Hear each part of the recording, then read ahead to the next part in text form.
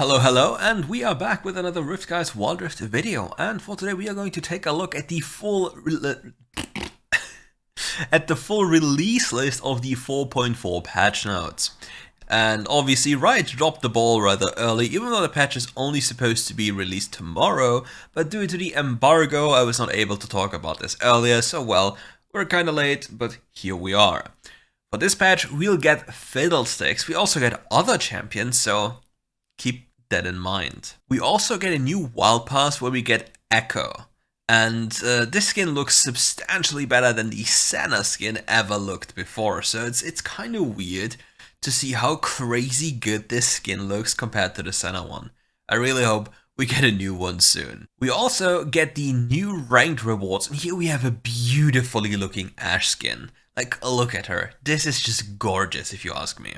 We're also getting new game modes, which is going to be the 2v2v2v2 mode, which previously aired on the PC version of this game, and I believe this mode is something that WildRift desperately needs, and it's just going to be super fun. There are also some notices about quality of life updates. We will take a look at them. New rank rewards for guilds, as well as adjustments to the guild length season. You can adjust or customize the page you share with your friends after each game. We've added new champion score reward system. You basically get a protection card to protect your champion score. And you can use this card to recover 50% of the points deducted from the champion score after a loss. We've also adjusted the champion score growth rules for Legendary Queue in the new season. In case you guys didn't know, many people would play Legendary Queue a little bit later because it granted the highest champion points possible. So for example, you play normal ranked and gain your points, and then you wouldn't get points anymore because you're in, I think, rank Grandmaster, and if you don't hit Challenger or higher, you wouldn't gain any points, if I'm not mistaken, and then you just play Legendary Queue. And in Legendary Queue, your champion point gains are absolutely inflated. Like, if I remember last time, like I think 2 seasons ago when I took a look at the point gain, I think I gained like 500 points on a champion when I already had like 12,000 or something. That was absolutely insane. We're also getting new events, and here we have the Coca-Cola Players 1 event. You are basically completing missions and earn bubbly rewards. No idea what this is supposed to mean, but here we are. Then we also have the anniversary event. And for this one, I'm pretty certain that we get the BMO skin. And the BMO skin looks adorable. Gameplay changes. Let's take a good look. We have noticed that mages have not been performing well, and this patch we want to focus on showing them some love and helping them shine.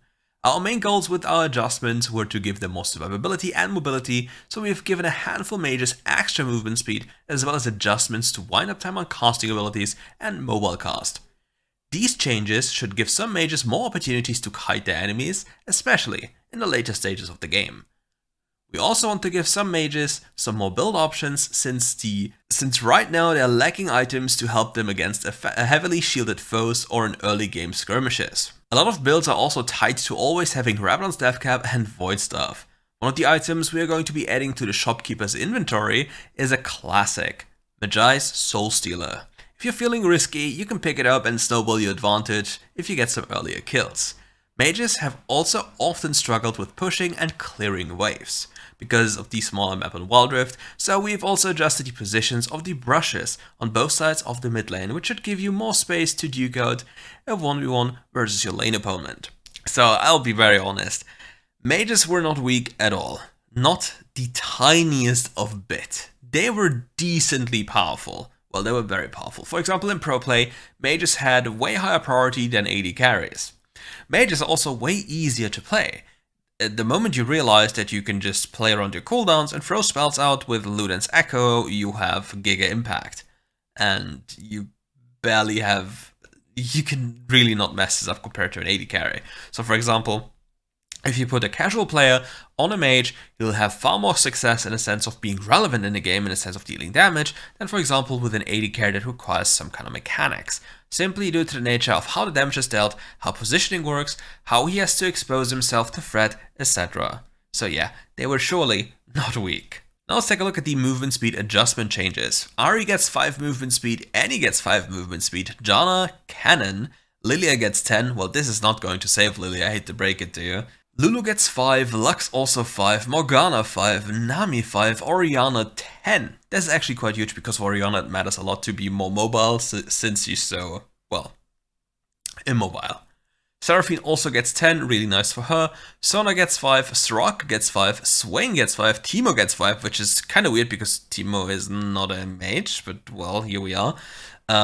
Vex gets 5 movement speed, Vladimir gets 5, and Ziggs gets 5. Now let's take a look at the wind-up cast adjustments. And here we have Ahri's first ability, Annie's first ability, Brand's second and fourth ability, Karma's first ability and second ability. I'm quite curious how that one actually looks like in game though. Cannon's first ability, Cannon's second ability, Lilia's third and fourth ability, Morgana's first and second ability, Nami's fourth ability, Orianna's ultimate, even though command attack is her first ability.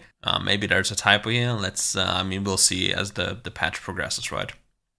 Seraphine's first ability, Swain's first ability and third ability, Soraka's first ability, Teemo's first ability, fourth ability, Twisted Fate first ability, Veigar's first ability and ultimate ability, Ziggs first ability and ultimate ability as well. We also have mobile cast adjustments. Whatever this is like really supposed to mean, like I didn't really understand what that is supposed to mean, but I guess we'll see as the patch happens.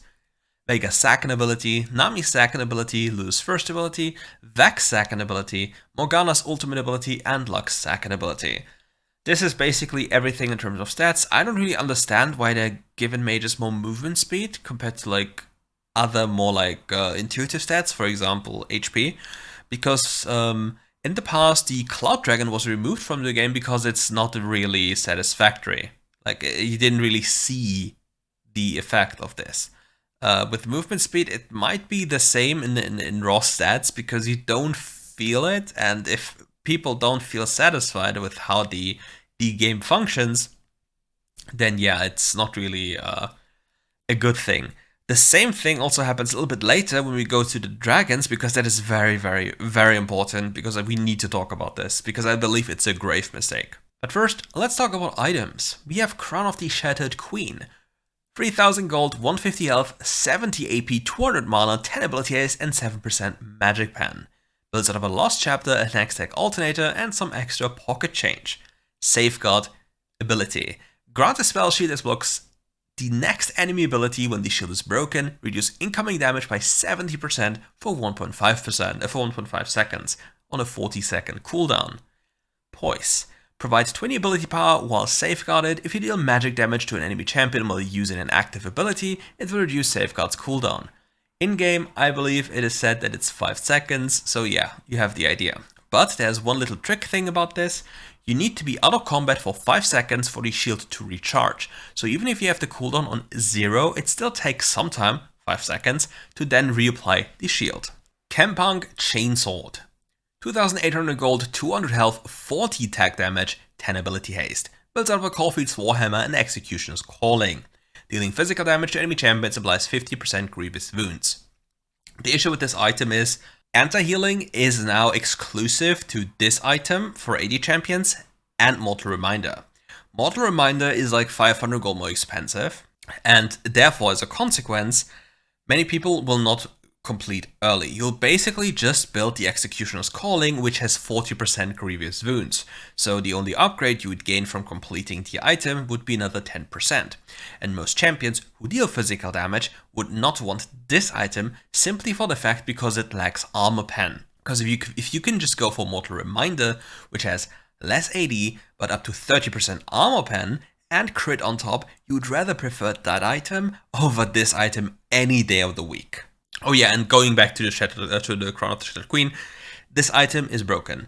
In the past, you would go for defensive choices you have, right? You go for health, for example, Rod of Ages, you have Overgrowth, etc., etc. But this item completely negates the need for these kind of things. Because now you have 70% damage mitigation for 1.5 seconds, which means if you can kill somebody in 1.5 seconds, or a little bit longer after this, because you still have HP after this, then you can just say goodbye to any defensive stats and itemize fully aggressively, and just use this item as the, well, bypass fix to never die again.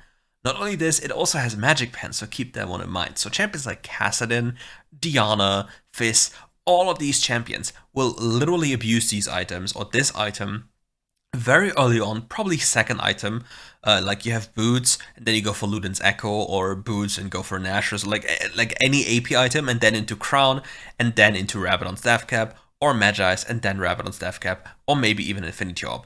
Rabadon's Death Cap is weaker early now, so you have to keep that in mind, which we'll probably see a little bit later down the line here in terms of item changes. But Rabadon's Death Cap is no longer an item you want to rush. The earliest you would go Rabadon's, unless you have a fully stacked Magi's, I believe, is 4th and or 5th slot, not earlier. A new component is the Hextech Alternator. It's 1400 gold, grants 25 ability power, 150 health, and builds out of an Amplifying Tomb, a Ruby Crystal, and 400 gold. It also has a unique passive called Rev'd. Damaging abilities and empowered attacks against champions deal 25 to 60 bonus magic damage with a 20-second cooldown. Sounds very underwhelming as a component, unless you get to one-shot somebody with it. The next item on this list is going to be the Magnetic Blaster. 2900 gold, 25 crit, 35 attack speed, and builds out of a Zeal, Crochet's Shard, and 600 gold. It grants you 5% movement speed, and it generates an energized attack from movement and basic attacks. And now we come to the Power Blitz. This item is a combination of the Rapid Fire Cannon and Static Shift. So therefore, energized attacks generate 25% faster, gain 125 attack range, 54 melee attacks, and deal 50 to 120 bonus magic damage. And this bonus magic damage can chain up to 5 different enemies and can critically strike. So this item is literally combining RFC and static into one item without any loss in a sense of stats. Quite the interesting change, but I believe this item will be exclusive to a very few champions and will only see niche usage. Mage's Soul Stealer. 1500 gold, 100 health, 30 ability power, 7% magic pen. Builds out of an M-Tomb and 1000 gold. Gain Glory Stacks. Gain Glory Stacks. When engaging in takedowns or enemy champion kills, you gain up to 30 stacks. Lose 10 stacks on death. Melee champions gain 3 stacks for each champion kill and 2 stacks for each assist. Ranged champions gain 4 stacks for champion kills and 2 stacks for each assist. Fear. Gain 5 ability power for each stack of glory and 10% movement speed once you reach at least 10 stacks of glory. So what does this item do? This item is very broken for AP enchanters simply because they rack up assists so easily. Another thing that this item makes very powerful is people that are smurfing or people that are very good at their respective lanes in mid lane or jungle that play AP champions snowball the game. This item grants you up to 180 ability power. 180, as well as giving you movement speed. Now with the movement speed at the AP, you basically one-tap people. Diana, sorry, dear one viewer, you will basically correct me on that one anyway. So yeah, let's get back at it. You have Diana, you have Fizz, you have Evelynn, you have Echo, all of these AP champions, Kassadin, even immobile champions could look into it, and you even have Crown now to protect these stacks in WildRift, because Crown isn't a mythic item. You can build whatever you want in combination with it and completely wreck people. It is crazy. We also get a new item which is basically the AP version of Serpent's Fang, and we call it the Oceanit's Trident. It is 2600 gold, has 200 health, 80 ability power, 10 ability haste, and 7% magic pen. It builds out of a blasting wand and a halting guise and 800 gold. Its unique passive is called Lethal Weapon. It is basically doing what Serpent's Fang is doing. If you are a melee champion, Lethal Weapon. Dealing ability damage to an enemy champion reduces any shields they gain for 3 seconds. Area of effect abilities apply 5% bonus ability power plus 25% shield reduction, capped at 45, while single target abilities apply 5% of bonus ability power plus 40, capped at 60. When you damage an enemy who is unaffected by Lethal Weapon, all shields of them will be reduced by the same values. So yeah, this is the same item as Serpent's Fang. Ring of Revelations. 400 gold, 10 ability haste, and this item builds into, Sheen. Here's a random stray build path for something, which I don't know what this is going to be, or supposed to be, so here we are.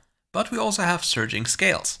Surging Scales is 1300 gold, costs 40 armor, and builds out of cloth armor, another cloth armor, and some money. You gain 20% slow resist while in combat with an enemy champion.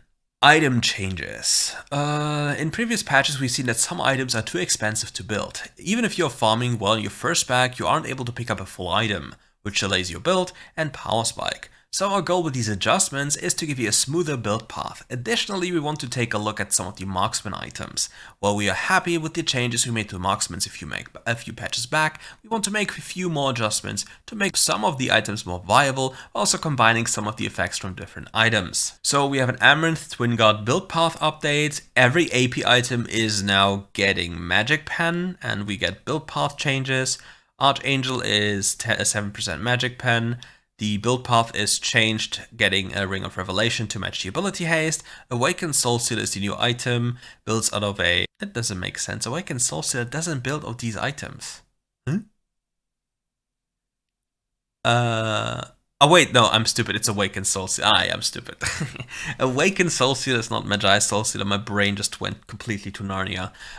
Prophet's Pendant, Fiendish Codex plus Ring of Revelations to match the ability haste. So every item of the mage items which has like 20% ability haste and doesn't have enough ability haste in its components will basically get a Ring of Revelation into the build path. VF Sword.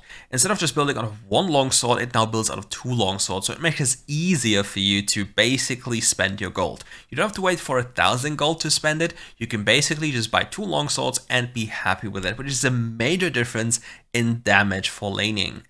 Makes laning phases for AD champions way more powerful, simply because they have 12 extra AD they can work with, way earlier, because normally you would not even have them because there's, well, only one longsword in your build path. Black Cleaver is also getting a build path change. Phage and Kindle Gem plus a longsword. So in the past, if you bought Phage, then buying Kindle Gem felt unbelievably terrible. You buy a Ruby Crystal for 500 gold and then spend another 500 for Kindle Gem to only gain the ability haste and a bit of HP. Now you have access to buying Phage and Longsword, which makes it very much better for you because you have way more damage early on simple components. One of the best items in the last patch is also one of the craziest items in this patch, Bloodthirster. Lifesteal overheals, that was the old passive. Any overflowed healing will manifest as a shield that absorbs 40 to 300 damage. The shield decays over 10 seconds out of combat. Now it gains a new passive. You gain 11 to 25 attack damage and 15 attack speed when your health is above 50%, which is a big power spike in the early game.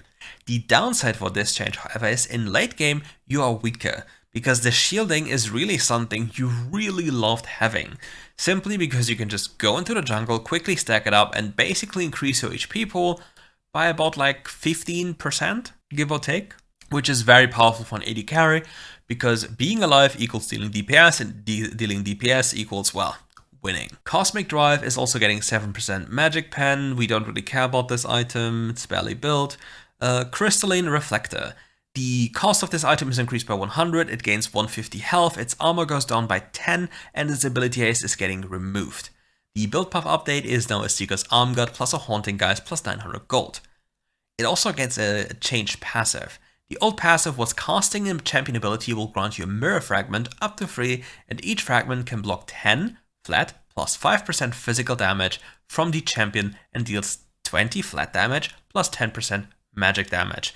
So the issue here is it is a scaling thing, and it's even noted done wrong. It was 10 flat plus 5% AP that the damage is blocked, and 20 flat damage plus 10% of your entire AP that is reflected. The new passive now is gain the mirror shot for 3 seconds after casting champion abilities. The duration time for the fragment cannot be stacked. During the fragment's existence, it blocks 8 to 15 physical damage from enemy champions, and it deals 10 flat plus 3% of your ability power plus 1 bonus health in magic damage. So this item is just dead, it's useless. There's no champion that will ever build this item anymore, unless maybe... Nah, there's really not any champion that will build this item anymore. It's really not a good item.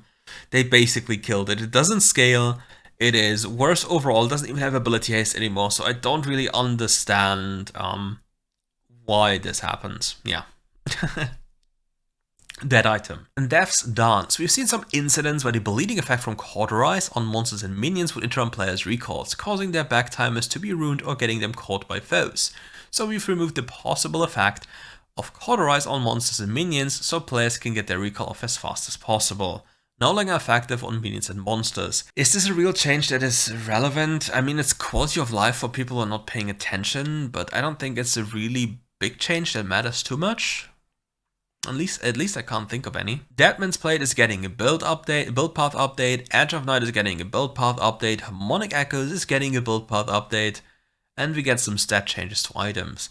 Haunting Guys is cheaper and gains less life, Hex Drinker is cheaper, gains more AD but less magic resistance, and a change in build path, has no longer the Lifeline passive, Horizon Focus now has Magic Pen, Heartbreaker is more expensive and gains more health. This is a mistake I made in the last video, because I thought it would get less health, but it actually gains more health.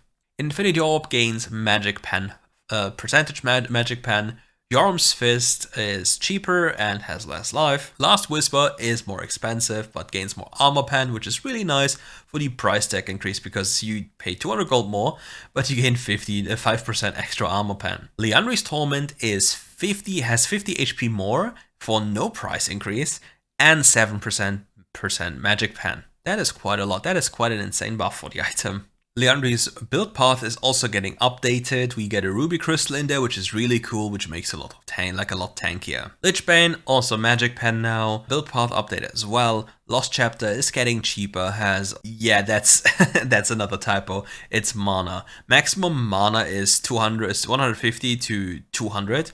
And it doesn't have ability haste anymore. Okay, but because maximum ability power is not what's supposed to be there. Luden's Echo gains percentage Magic Pen. Also, its build path is getting changed. As I mentioned earlier, just gets the Ring of Revelation. Mantle of the 12th Hour is getting a build path change, now has Surging Scales in it. Maw of Malmortius is getting a complete makeover. It's more expensive, has more AD, has an updated build path, and the Lifeline and Life Grip passive are getting removed. As a consequence, it now has a new passive called Demon Bane. 20% of the damage dealt is converted into Magic Shield that absorbs 60 to 400 magic damage. This shield decays by 5% per second. So this is basically Bloodthirster from the old patch for AP damage. This item can be useful if the enemy is heavy AP, simply because it makes you tanky, as it grants you a lot of AD, a lot of magic resist, and the ability to create a new magic shield on demand as you are able to hit things. It also counts for minion hits, so you can pre-stack this shield, which is very important to just remember, similar to the Bloodthirster shield in the past. Morellonomicon also has percentage pen, and the anti-healing thing is getting changed, so it's no longer up to 60%, it is now 50% at all times. Mortal Reminder is getting a complete makeover. It's now a crit item, it is 300 gold more expensive, loses 15 AD, gains 25% crit, but yeah. Also, the anti-healing capabilities are getting changed, as well as the build path. So now every anti-healing item is simply 50%. Period. Well, the completed one at least. Nash's Tooth is getting changed in the build path department. The same goes for Needlessly Large Rod, as well as the gold cost. It is getting 100 gold more expensive, but gains 5 AP. But now has another M-Tomb in the build. Noon Quiver is getting 150 gold more expensive and gains 5% attack speed. Also, the build path is slightly changed. Phage is getting 100 gold cheaper, but loses 25 health. Phantom Dancer is getting a build path update. Rabadon's Death Cap is getting a makeover. It's getting its ability power reduced from 110 to 100 and gains percentage Magic Pen. Its Overkill passive is also getting changed.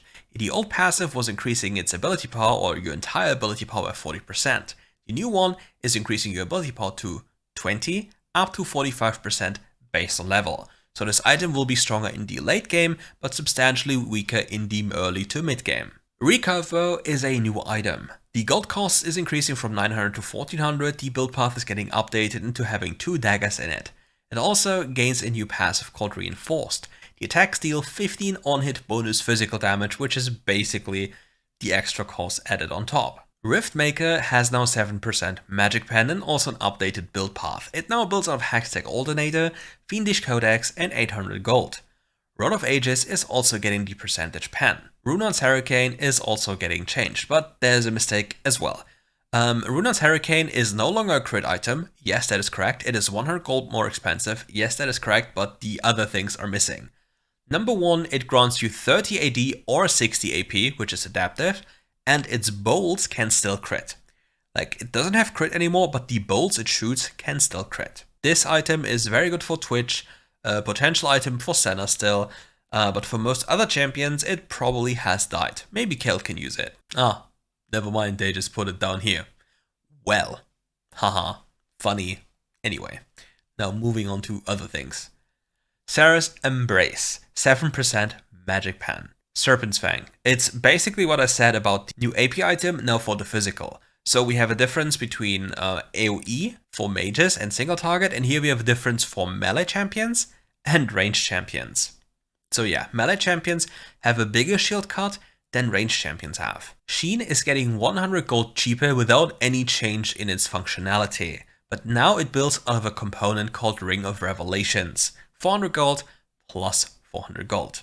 Starrick's Gauge. We have noticed that the shield decay wasn't as beneficial to players as we wanted it to be. So we've adjusted the shield decay mechanic, and now the decay is based on the current shield value rather than the maximum value. That is pretty nice because, like, let's say you get bursted, then your shield immediately evaporates afterwards, but now you have slightly more tankiness, which basically makes Bruiser Kazakhs better. Thornmail. The Thornmail passive is getting changed, and, well, it's basic. This is a typo because it says 60%, even though it should only be 50%. But yeah, in the past you were able to immobilize people and therefore apply the anti-healing effect. But now this is getting removed, and only if the enemy hits you, they are getting the anti-healing effect. And it should be 50%, not 60%, unless the notes are wrong or the in-game notes are wrong. Zeal is getting 100 gold more expensive and gains 5% crit chance. The build path is also changed from a Brawler's Glove plus a dagger plus 400 gold. And well, F in the chat for all the removed items, which are Banshee's Veil, Lord Dominus Regards, Rapid Fire Cannon, Static Shiv, Void Staff, and Void Amethyst. To be honest, most of these items were never built with, so yeah, like only Lord Doms and Void Staff were built actively, and all the other items were hyper niche items. But I'm very much surprised that we still have the Reflector in the game, which is kind of weird. Last patch, we've launched a new rune system, which added a lot of new runes to grant your champ more ways to deal damage to enemies. To make it easier to see where your damage may be coming from, or the value your runes are giving you in-game, we've added a new feature for rune effect stats. During game, you'll now be able to view the benefits of each rune you've taken as given you in real time through the rune tab in the strategy panel. And don't worry if you forgot to check it in-game or were too busy carrying to have the chance to check it out. You'll also be able to view these stats after your game, as well as these stats from your rune page and teammates and opponents that the game took. Honestly, I hate to break it to you, but please, can you end a sentence a little bit earlier? Like, I'm German, and every German on this planet knows that writing a sentence that goes on for line and line and line and line is a typical German thing, but they are a terror to read. Oh my god, I really can't do this. Oh, I already hated this in school back in the day, and even reading sociological texts in university and then psychological ones afterwards, it's a pain. Anyways, enough crying about this. Let's get to system changes. Dragon Soul rework. When the team kills 3 dragons successively, they will gain a bonus Dragon Soul buff, which grants them a new bonus effect. The element of the Dragon Soul buff is the same as the first dragon that spawns, which is the one that changes the environment on the map. If both teams don't kill all 3 dragons on the map, the Dragon Soul will not be granted to any team. So we basically have 4 buffs: the Infernal Dragon, Mountain Dragon, Ocean Dragon, and Ice Dragon. Infernal Dragon, well, you hit something, you deal more damage with an explosion. The Mountain Dragon is you get a cool shield and more resistances.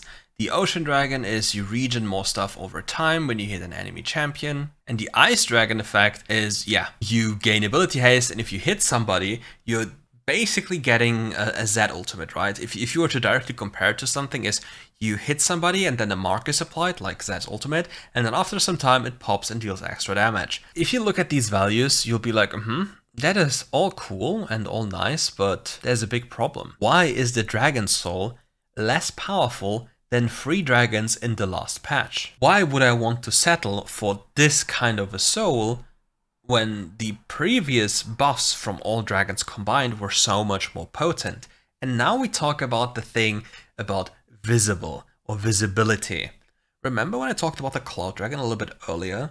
The stats of the Cloud Dragon were not visible. You didn't really see what it did for you and how much you can do. Only the highest elite players knew how broken the Cloud Dragon was. With this, or the old dragons in the last patch, the same kind of thing was the case. You had insane buffs, but it was not visible, like you didn't gain anything new, like not a new effect, so you were only stronger. But here, these buffs appear more satisfactory because something is happening. You see the value, you literally see the value, but the value of these is lower than before. So yeah, I really hope that we get a change to this, maybe. I really hope that they'll take a close look into balancing these to make sure that they're as powerful as they should be, because so far I'm seeing you can't get the soul if one dragon is taken away from you. And even if you get the soul, it's very underwhelming in a sense of power. So why would you care about dragons? Like beforehand you didn't care about dragons, so why the hell would you care now? It doesn't make sense to me. Damage to turrets adjustment. In previous patches, there were some issues with damage from champions to structures. We have some damage to turrets adjustments, because in the old patch, hybrid champions were kinda weird, and now they come up with a new way of calculating it. The Ghost Poro, aka the Snitch, is getting finally removed, or rather you can kill it. God bless. I really hate this thing and it should not be in the game. You should not be allowed to be given free vision in your jungle when you are heavily losing, because vision is skill, and having something automatically patrol the jungle for you, telling you what's going on, is taking away from that. It's just taking away of level, like a level of strategy away, which should not be the case from my perspective. We are also getting a change to Summoner Heal. The old heal was less potent for the healer, but more potent for the person healed. Now the healing ability will be the same power for both targets, the healer and the person being healed. Oh yeah, everyone was so afraid of it being auto-smite, but in the end it just wasn't, and it was just like a display for the threshold. So yeah, smite now has a display when smite would kill. Rift Herald is also getting changed, which is kind of weird. It can be frustrating when the enemy team summons Rift Herald to attack the Nexus directly without minions. This also isn't healthy for the pace of the game, so we've made some adjustments to Shelly. How isn't this healthy for the game if the enemy gets Rift Herald when there's only one and then charges the Nexus? Huh? Can anyone briefly explain to me that if you're losing the game, that the enemy team has the ability to use the Herald on the Nexus, that this isn't healthy for the pace of the game? Brother, you are losing the game to a point that the Herald destroyed every single thing and rushes down your Nexus. Like, this game must be a turbo losing game. Why is this not healthy for the pace of the game? Any tellers? Because I don't really understand. In-game quality of life changes. When enemy champions are continuously attacked by turrets, the last attack will not be interrupted by distance as enemy champions exceed the attack range. Does this mean if you're targeted, you will still get hit? Or how am I supposed to understand this? Well, we'll see. Optimize the store page in-game. Yeah, of course you optimize the store page. Optimize into spending more, making people spend more. Any gotchas in chat? Optimize the red and blue buff respawn announcer. There is now a new announcer in the chat bar when the first upgraded buff spawn. Oh yeah, you also have the numbers on the minimap now to see exactly when a buff spawns. Tapping the mini icon of teammates in the minimap will now shadow ultimate's cooldown. That's quite cool. Made optimizations to the scoreboard. Let's see how good these quality of life changes are. And we get new skins. Bimo, Count Cassidin, Pumpkinhead Fiddlesticks, Prestige Spirit Blossom Master Yi Supernova releasing November 3rd, GigaChat WoW Explosion. Spirit Blossom Ari, Spirit Blossom Master Yi, Spirit Blossom Riven, Spirit Blossom Set, and Spirit Blossom Tristana. And for all the people who care about bug fixes, well, I'll leave you to them. And while you read through these bug fixes or anything, thank you for watching. If you enjoyed the video, leave a like, subscribe to the channel, shoot out a comment to boost the algorithm, call me a pig, I don't know, your teammates a pig. Nah, don't call them pigs. You can call me a pig because I truly am a pig. Anyway, If you want to become a member, become a member. New season starts soon. I'll be streaming on the new season. I'm also debating about creating a new channel simply to upload gameplay so you can actually see more games of me basically playing multiple roles on the highest level in the game. So it's just easier because time is an issue sometimes. Anyways, thank you all for watching and see you soon. Bye.